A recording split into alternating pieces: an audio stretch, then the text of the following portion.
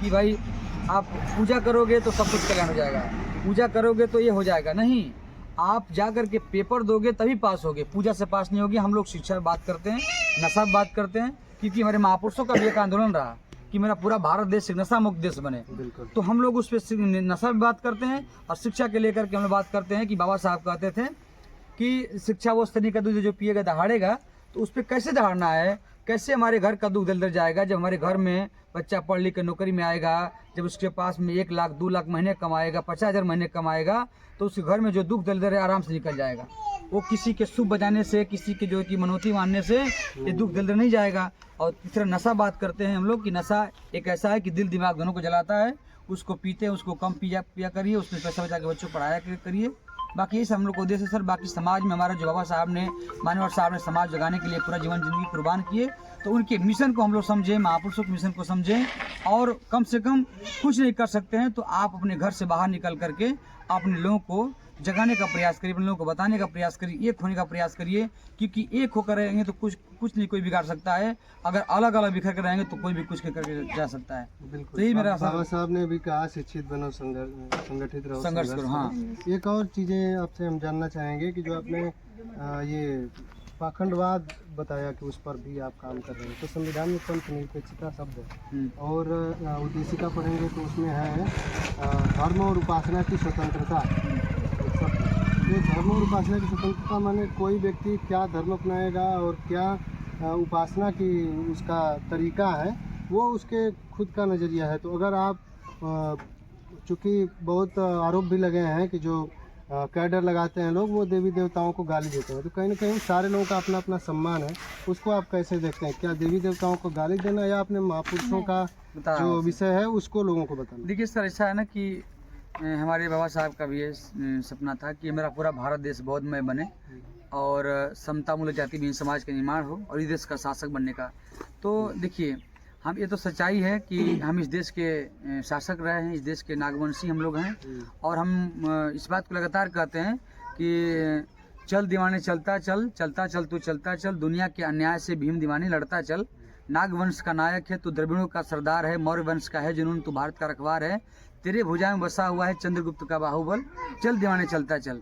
तो हम लोग अपने महापुरुषों के जब बारे में बताएंगे, क्योंकि उनको पता नहीं है कि हमारा घर कहाँ है, हमको कहाँ पे कर दिया गया, तो हमको उनके अपने बौद्ध महापुरुष के बारे में बताना है। हमको किसी को जबरदस्ती नहीं करना कि आप इस बौद्ध धर्म को फॉलो करो उनको, लेकिन ये है कि संविधान में हमको ये भी है अपने धर्म का प्रचार भी है। हाँ, हम कर सकते तो कर सकते हैं, लेकिन हाँ, हम दूसरे के धर्म को बुरा बता के नहीं हमको अपने, हमारे पास इतना कंटेंट है अपने पास कि हम अपने महापुरुषों का ही संघर्ष बताना है, उनके बारे में खुद समझ आए कि भाई हमारे लिए कहाँ से है, क्या मामला है।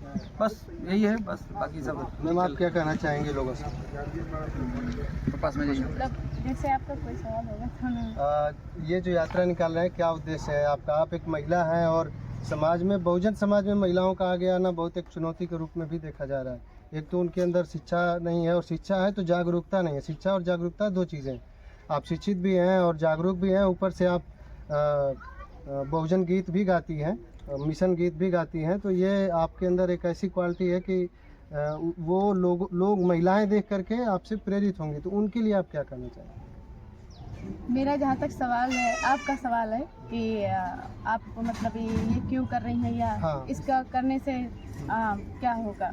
महिलाओं को जोड़ करके आप इसको बताने का प्रयास करिएगा। बिल्कुल बिल्कुल, मैं एक महिला हूँ तो मैं महिलाओं के ही पक्ष में बात करूँगी।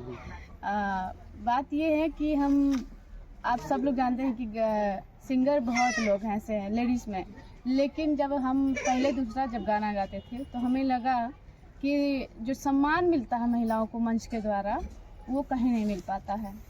तो जब विशाल सर के साथ हम जुड़े, तब जब मुझे सम्मान, एक माला जब मेरे गले में पड़ा और जब बाबा साहब का चित्र देकर मुझे सम्मान किया गया, तो मुझे लगा कि ऐसा सम्मान मुझे कहीं नहीं मिला है जो इस मंच के माध्यम से मिला। तो और बाबा साहब भी सबसे पहले प्राथमिकता महिलाओं को संविधान में देते हैं, लेकिन वो चीज़ संविधान में है लेकिन लोग नहीं देते हैं। कई मंचों के द्वारा, दूसरे मंच की मैं बात कर रही हूँ कि पुरुष लोग बैठ जाएंगे, महिलाओं को ध्यान नहीं देते हैं।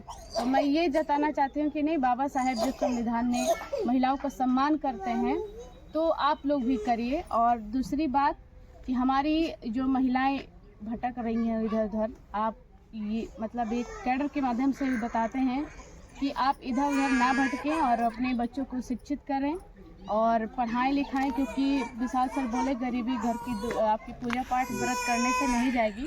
हालांकि हम धर्म पे नहीं ठेस किसी को पहुंचा रहे हैं, लेकिन जो सच्चाई है उसको बता रहे हैं कि आपकी पूजा करने से या आपके करवा चौथ करने से या आपके छठ करने से घर का उद्धार होने वाला नहीं, ना आपका पति दारू छोड़ेगा, ना कुछ मतलब ऐसा कुछ नहीं होने वाला है। हाँ, कैसे होगा कि आप अपने बच्चों को पढ़ा लिखा कर आइए, टीचर्स बनाइए, आप खुद अपने अंदर परिवर्तन लाइए, क्योंकि माता पिता जब बदलेंगे तभी बच्चे क्योंकि माता पिता के द्वारा ट्रांसफ़र होता है बच्चों में संस्कार। तो वही बात है कि हमारी महिलाएं से निवेदन है कि जिस तरह हम आगे आए हैं तो मेरे अकेले आने से ना समाज सुधरेगा और ना समाज का कोई परिवर्तन होने वाला है। आप सभी का साथ चाहिए, क्योंकि बाबा साहेब भी बोले थे कि नारियां देश की जाग जाएं, अगर देश आगे बढ़ता चला जाएगा। तो महिलाओं को आगे आना पड़ेगा और अपने बारे में जानना पड़ेगा कि वाकई में हमारी महापुरुष हैं कौन। और मैं ज़्यादा कहा जाता है कि किसी चीज़ का प्रोसेस होता है, बच्चा होता है तो उसे दूध पिलाया जाता है, फिर खाना खिलाया जाता है, फिर जो है उसे पाचन वाला जो चीज़ होता है उसको खिलाया जाता है। धीरे धीरे कोशिश कर रहे हैं, अभी दूध खिला रहे हैं, फिर खाना खिलाएंगे, फिर धीरे धीरे हमको 6 महीने का होगा तो दाल भी खिलाया जाएगा। दाल भी खिलाया जाएगा। तो ये एक कोशिश जारी है कि विशाल सर अपने पुरुष पार्टी को जोड़ रहे हैं, हम अपनी महिला पार्टी को जोड़ रहे हैं। हम तो दोनों को जोड़ रहे हैं सर। तो आप दोनों लोगों को देख करके बस ये कहेंगे, एक महात्मा ज्योतिबा फुले और माता सावित्रीबाई फुले थी, जिन्होंने बदलाव किया और आप भी लोग निकले हैं। निश्चित रूप से जो अच्छे उद्देश्यों के साथ निकलता है वो सफल होता है। तो हम लोगों के साथ